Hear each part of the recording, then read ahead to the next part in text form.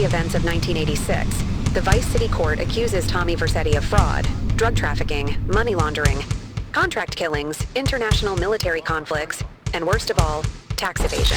The judge finds Tommy guilty and issues a warrant for his arrest. Vercetti manages to escape to another city and hide for some time, abandoning all his property and money, and also breaking off all contacts with friends and business partners. During this time, his lawyer and good friend Ken Rosenberg manages to get Tommy Vercetti acquitted. The charges were dropped, but all property, including real estate and businesses, were confiscated. After about 6 months, Tommy returns back to Vice City to reclaim what belongs to him. Welcome back, Mr. Vercetti. We are glad to see you again. So, did something happen to your friend? It's personal. Who do you work for? Cops? FBI? I don't work for anyone. You're wondering where I've been over the past month? Well, you can blame this mod for that, and for good reason. The big mission pack for Vice City is very deceptive in its name. And what I mean by that is, in reality, it's not just this huge mission pack for the base game of Vice City, but a total conversion that acts as a fan-made sequel to the original game and implements certain Lite RPG elements that you'd expect to see in titles like San Andreas or even other RPG games out there with some of the mechanics that are here. And despite the jarring number of missions that are available, with a total of 130, they're all neatly thought out with some of the best mission design that I've seen implemented in a GTA mod to date. The big mission pack was created by the dev Axirion, and its final version was co-developed with English Bin and a couple other devs to tighten up and fix up some of the missions. But what Axirion has put together here is nothing short of a phenomenal way of revisiting the sunny coast of Vice City one last time as Tommy Vercetti before GTA 6 comes out. And one of the great things about Big Mission Pack, or BMP as I'll call it, is that it combines together a lot of elements from various different mod packs that you'd see out there for Vice City, but does so by using one of the best additions to the GTA modding sphere that was unfortunately taken from us too soon, with the mod itself running off of the cancelled and unfortunately discontinued reverse-engineered Vice City project, or reVC, which enables a ton of PC-specific features that weren't originally available in the base game. And it allows you to crank up things like the view distance, the pedestrian and traffic density, and tone the graphics to your liking, and just overall creates a more stable experience for the mod. Which is nice for someone like me who likes to play with frame limiter off, which I know is known to cause bugs in the original game, but it never really caused anything game-breaking here, at least for me. Granted, I still could push cars around like they were made out of paper, and I guess all the street lamps around town weren't screwed in correctly. But other than that, Vice City BMP plays and feels great using reVC.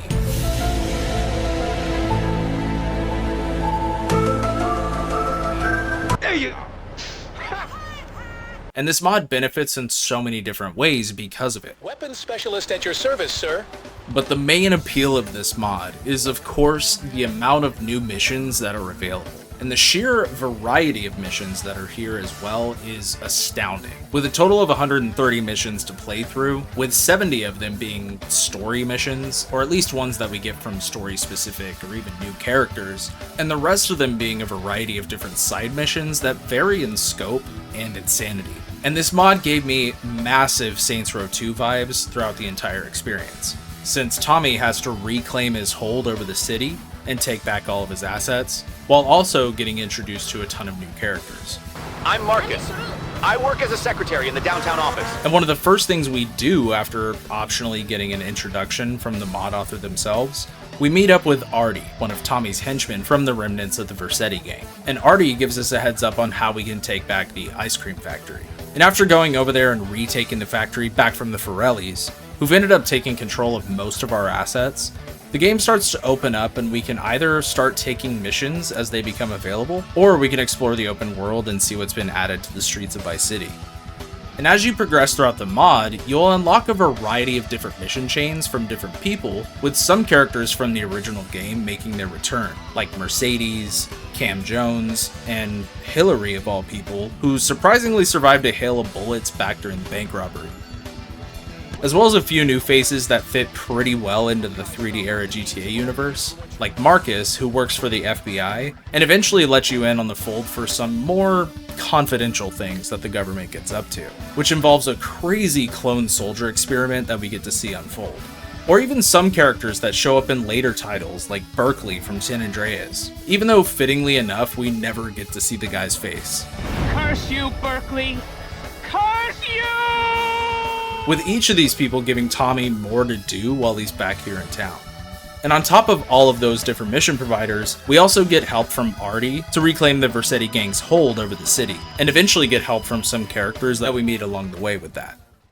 And besides the story, there's a huge variety of different side missions to play around with every single one of these missions, including the story missions, feeling completely unique from one another. With some of the side content we got in the base game even returning, like rampage missions, but even those feel completely different inside of BMP. And the more missions you complete from these different mission providers, well, the more opportunities and side content will start to open up across the map. Like for example, we get to do missions that take place in Tommy's dreams, where Tommy passes out in some random hotel, and based on these camera pans, it implies that he's in a drunken or drug-filled slumber. And these dream missions have us playing as characters from the base game in an alternate scene that plays out for them. From seeing what Leo Teal did before we took him out in a back alley for his phone, which, funnily enough, while I was working on this video, another mod dropped where you play as Leo Teal and see what he was up to before the events of Vice City, which I'll try to check out soon, so keep an eye out for a video on that sometime in the future. Or seeing Lance actually do his damn job and claim protection money from Tommy's businesses. I bet Tommy loved that dream. And there's a total of 10 different sequences to play through as you progress through the game.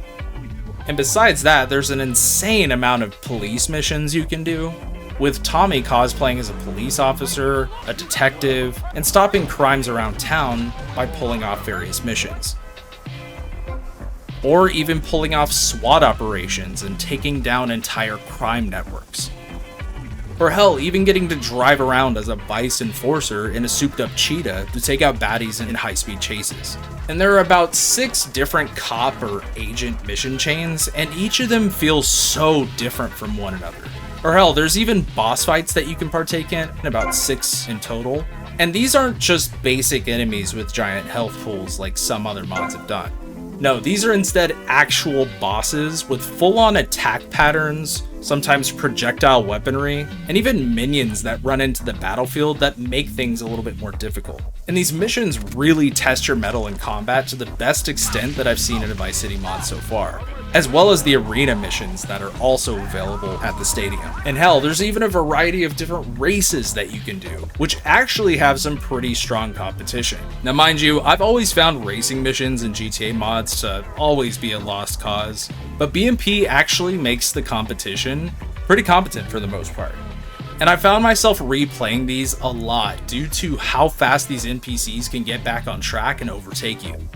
Although one thing that I hated was that you randomly get set in some shitty vehicle for each one of these races, and you can't choose a fast vehicle for yourself. And there's always going to be one person in that race who has a fast variant of that class of vehicle. So be aware that sometimes it just feels like the NPCs cheat, but trust me, you can complete all of these in first place if you try hard enough.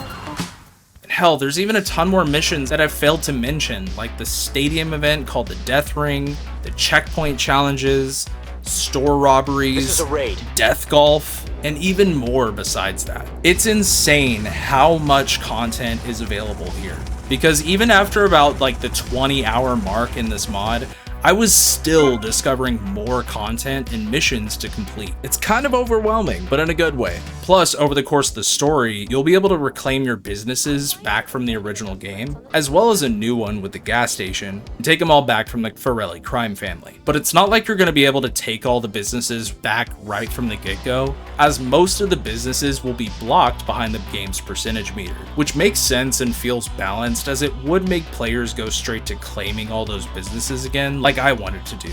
Because hell, it would make you a lot of cash over time. But this allows players to gradually earn these businesses the more that you play the game. giving a greater sense of reclaiming the city, and you also get to choose which of these businesses to take over first in whichever order you want. And in order to actually take these businesses back, you'll have to fight back against the Forelli gang and start what's called an asset war. And once completed, 3 missions will become available for these assets, and completing each of these missions will get you even more revenue, just like the base game. Except now, after you complete all 3 missions, you'll have to defend these businesses from the Forellis, very similar to how Vice City Stories approach this system. Except these businesses can actually get taken back over by the Forellis if you don't pay attention to them, meaning you'll have to start another asset war if you want to take it back and reclaim that revenue it generates. And after completing many of the different story missions, side missions, and even some of the assets you take back, you'll unlock even more perks and upgrades for Tommy that are incredibly beneficial, which gives an incentive for completing each of the mission chains that are here, similar to how Saints Row 2's unlockable system worked. Although now that I'm editing the Saints Row 2 footage in, it would have been nice to see which upgrades you've obtained over time, but still, these are incredibly useful and are really worth investing in to help you make more revenue down the line. That's actually where I want to sidestep and talk about some of the mini RPG systems that this game has going for it. Since this mod is full of missions that we're going to be playing and we're going to be making a ton of money, we'll need to store that money somewhere safe if we want to buy some good stuff down the line. And thankfully, if you wanted to do so, you can always go visit the main bank in town, El Banco Corrupto Grande, over on the second island to store your money away so that way you don't lose it. Because if you end up failing a mission or just die in general, hospital bills in this mod are not cheap. So storing your money away is really important if you want to buy some good stuff later down the line. And just like in San Andreas, there's a hunger system for Tommy, meaning you'll have to keep him well fed every once in a while in order to keep him alive. And by keeping your hunger meter full, it'll grant you a small amount of health regeneration, which can really come in handy during combat. And thankfully, there's a lot of shops, grocery stores, and pizza shops around town that we can stop at in order to keep ourselves fed. Unfortunately, there's no weight or muscle mechanics. However, there is a new clothing and accessory system that allows Tommy to be outfitted with certain upgrades that can help him out during the game. And that clothing system not only allows Tommy to buy new digs at various clothing stores, but each of these different outfits have different benefits depending on the threats. Like with the black jumpsuit, for example, being one of my personal favorites, which gives Tommy infinite sprint and more ammo capacity for heavy weapons.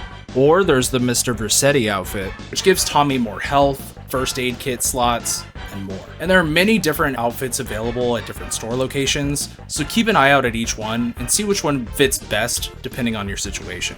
But the one thing about clothing items is that if you die or get busted by the cops, you'll end up losing that outfit and go back to Tommy's original digs that have no upgrades, meaning you'll have to go back and buy those clothes again if you end up crashing out. But the accessory system, on the other hand, allows Tommy to buy different accessories from the mini jewelry stores around town that grant him permanent upgrades, or what I see as perks, since these upgrades remain permanent even if you get busted or wasted. And these perks can be things like upgraded health, upgraded inventory space, even a fridge for your properties that allows you to be able to replenish your health and hunger back at home before you save. And you can buy even more upgrades from the various black market arms dealers found around town as well. And these vendors, depending on who you go to, can supply a variety of different weapons that might not originally be in stock at Ammunition. And they may be able to provide some extra upgrades that aren't available over at the jewelry shops, with there being a total of 30 upgrades or perks overall. So keep some cash on you and look out for these street vendors whenever you can find them and get whatever they have, because they can be really beneficial. And plus, you can also buy armor packs from these different vendors that can also help you out along your journey. And first aid kits can be bought at either pharmacies or from doctors standing just outside of the hospital. And both these first aid and armor kits can be accessed in Tommy's new inventory system. And this new inventory is accessible at any time, including during combat, which is incredibly helpful if you need to pop in a first aid or armor kit to patch yourself up during a shootout. And you can also see which type of pills or boosters you currently have active. And these pills can be purchased at any pharmacy around town, and they give a small boost to Tommy's stats that are in his repertoire, but they only last for a certain amount of time. Like the health pill giving Tommy an extra 25 HP and 2 extra first aid slots, or the bulletproof pill that gives Tommy a 25% chance of rejecting any bullet damage that he takes. And with these pills added onto the clothing and perks that we can unlock, you can put together some pretty powerful combinations of perks and upgrades to make certain missions so much easier. And this allows players to reflect on how they want to approach situations depending on their build. Another thing that's accessible from your inventory is Tommy's phone, where you can not only answer incoming phone calls, but there are plenty of other options that expand the gameplay even more. Like being able to mark the map with properties that are for sale by the Vice City Real Estate Agency, with each of these properties allowing you to save, store your weapons, and even pills that you have. And some even allow you to spawn in a vehicle depending on the property. You can also order a cache of weapons and armor for a small fee directly from the phone, check your stats and see your percentage and how many missions you've completed inside of each mission tree, or even having the ability to save your game from wherever you're at by paying a fee of 10 grand, which I rarely use since spending your money on other services is a lot more beneficial throughout this mod, but it does come in handy in a pinch if you need it. Plus, the more you progress throughout the mod in certain mission trees, you'll gain new abilities from the phone as well, like being able to rent a Saber Turbo after doing the owner's missions, and even more. Plus, there's one last thing I failed to mention, and that is the use of setting teleports and activating them for a small fee from the phone. And these will be able to help you get around the map to more specific spots that you set up. But to be able to actually use this teleport option, you have to find teleport pickups around the map. And this is just one of the many pickups that you can find around the city at random times that are added to your inventory if you find them out in the world. Besides teleports, you can also find loot boxes that give you different weapons or even cash. Driver's licenses, which will unlock random garages or warehouses around the map that house a group of enemies that are holding a ton of weapons and armor behind them. Time bombs that allow you to crack the safe at the bank in town, or even pizza boxes that not only fill up Tommy's hunger and health, but also a first aid and armor pack and more time added on for your pills. Pizza. And one thing you might notice when playing is that many of the pay and sprays around town are closed from the start of the game, meaning you are going to have to depend on police bribes in order to lower your wanted level. And thankfully, all of the police bribe locations are still the same as the original game. But progressing through certain story missions later in the mod will eventually get these pay and sprays unlocked. But seeing as how most of the police bribe pickups from the original game are still in the same spots for this mod, and there's typically 1 or 2 bribes at certain pay and spray spots, getting away from the cops is not that bad at all. And there are many other gameplay systems that are here that aren't totally necessary, but can still be helpful in certain situations. Like with the taxi system, where on certain missions, if an objective takes place across the map, sometimes a taxi will be parked nearby for us to go ahead and take, and it fast travels us straight to the mission objective. But sometimes I'd completely miss this and just end up driving there directly, but I did find that to be pretty helpful in some cases in case I forgot to stock up on ammo and armor. And you can always hit up one of the local bus stops and use one to fast travel to different parts of the map for a small fee, depending on how far the location is. Of course, you could just drive to each of these locations, but the fact that these are here just so you can skip the trip a lot of the time is really thoughtful and much appreciated. Going back to the missions though, like I mentioned earlier, most, if not all of the missions in this mod are incredibly well made.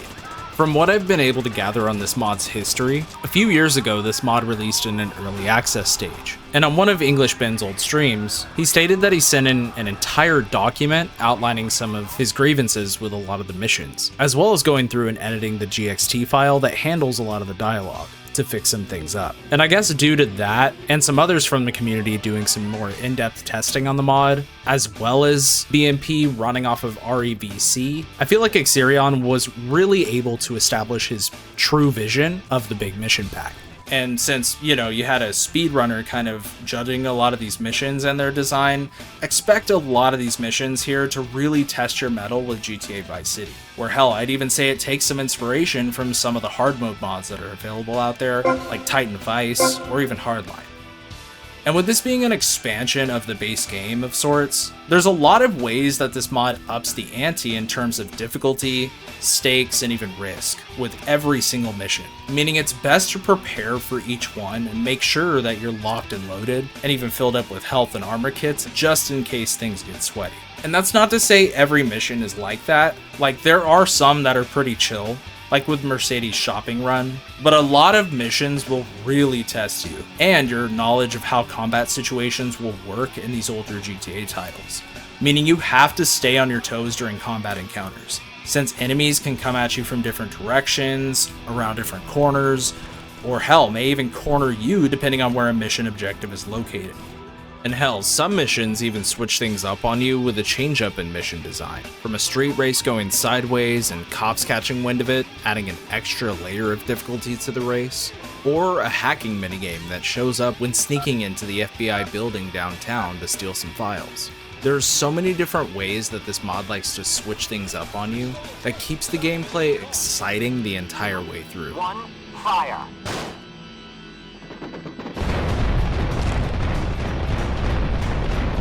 And thankfully, this mod implements a checkpoint system, meaning at certain intervals, especially with like longer missions, the game will checkpoint at a certain space, meaning if you die or get busted, or manage to pull off some dumb shit like this, like I did, you can always pull out your phone and load back into the latest checkpoint. Or if there was no checkpoint, it'll just start you back at the beginning of the mission. And the only thing I found to be bad in terms of mission design was these things that I called clown cars, where in certain missions, if a gang or group of enemies happens to roll up in a vehicle, or you have to hold out at a certain location and vehicles roll up, sometimes more enemies will pop out of those vehicles.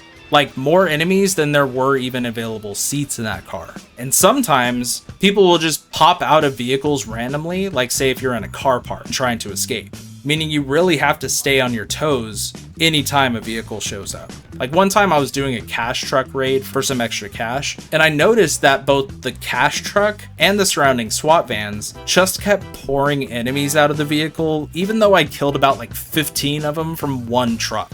It was wild. And sometimes the difficulty can spike and get really crazy, but because it takes some inspiration from those different hard mode mods that I mentioned earlier, it makes sense for things to get pretty hard every once in a while, especially towards the latter end of a lot of mission chains.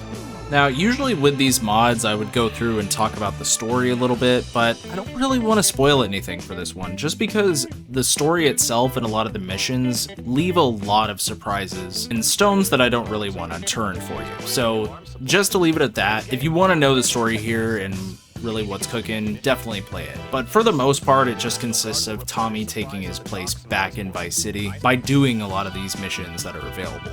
And goes in some really wacky directions, kind of like how Saints Row 2 does. But it never takes itself too seriously, as it mainly is a mission pack, so don't expect the story to be overall compelling.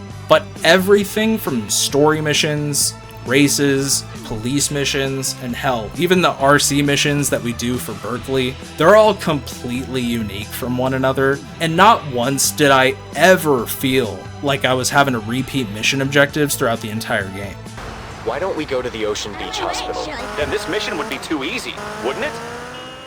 But I mean, in terms of negatives with this mod, I don't really have a whole lot. Except for one that many of you might be turned off by, which are AI voiceovers. Here's a map of where you can find them. There is also a marked location where the sniper rifle is hidden. Seth, what the fuck? Which, I know. Look, I've talked about this plenty of times before, and I personally think using real actors would just be a better option. Especially since there are plenty of VAs out there available to do these types of projects totally for free. But using AI voiceovers seems to be a pretty common trend amongst these types of mods, which on one hand, I totally understand, especially with it being a huge mod like this.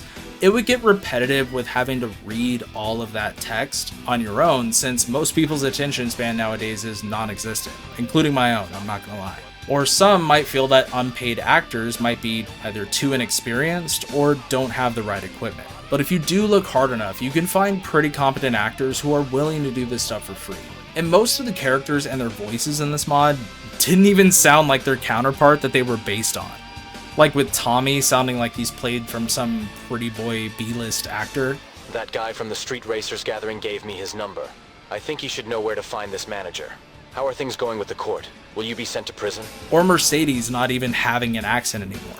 Tommy, one of my good friends, is a real electronics geek. He really needs a special van, a computer on wheels. Or Hillary having an English accent for some reason. Street races? I know these guys. They won't just talk to you unless you show you can drive properly. Hell, maybe one of those stray bullets hit his brain in a way where now he's talking in a different dialect. I don't know. Or hell, even some characters that you meet throughout the mod just sound exactly the same. Like the Sharks gang leader sounding like half of the black market vendors that you find on the street. If the cops ask, you don't know me. But this does mean that pretty much every NPC you come across does have a voice, which is nice, I guess. But with AI voices, they don't emote exactly like you'd expect, and sometimes it just sounds off. Dave, this is Tommy. I've got your back. Hey Tommy, glad to hear you. We are retreating to the gate. Cover us. And if there was a way to turn off the AI voiceover, I think more players would enjoy that option, just to have it there. But honestly, the more you hear them, you kind of get used to it. However, I will always be an advocate for using real voice actors instead of AI slop. And I'll leave a couple of links down below in the description, because I've had people in my past videos where I've had this discussion say that there aren't any voice actors competent enough to do projects like this. And some links down below will show you there are plenty of communities out there with plenty of voice actors willing to do work for stuff like this. And one more thing, I guess, is a nitpick. There's also this watermark that appears every once in a while when you're playing, which just tells you the mod name and who made it, which really isn't a big deal, and it only shows up every once in a while, but it is an eyesore when it does appear. And honestly, it's just interesting to see. I've never really seen anyone watermark their mod like this. So yeah, kudos to you, Axirion, for flaunting your shit. You deserve it.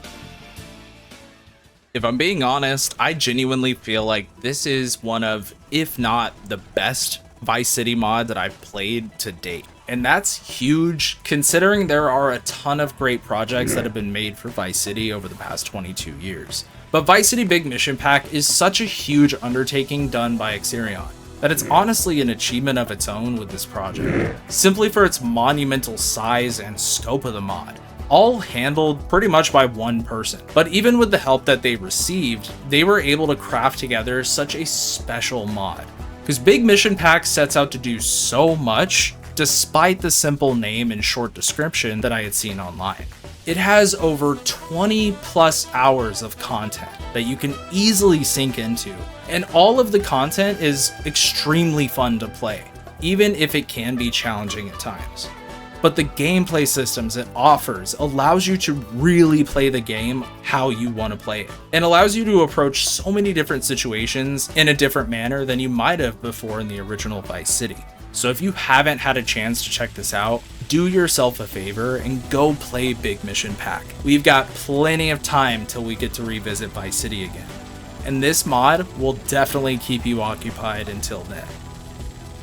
Thank you so much for making it this far in the video and pretty much to the end. I hope you enjoyed what you saw, and please make sure to like the video if you've enjoyed, and subscribe if you're interested in seeing mod project reviews like this one. Also, of course, download the mod down in the description below if you want to check it out, and let me know in the comments if you have checked this one out yourself. I'd like to hear any stories you have from the mod, or if you enjoyed it at all yourself. I'm hoping I can get some projects out a little bit faster in the next couple months, because there's quite a few projects I've checked out recently on the side of this one, so I'll hope to see you soon with some more videos. Anyways, I hope you all had a fantastic day, or at least a better day tomorrow, and I will see you all next time. BladeO out.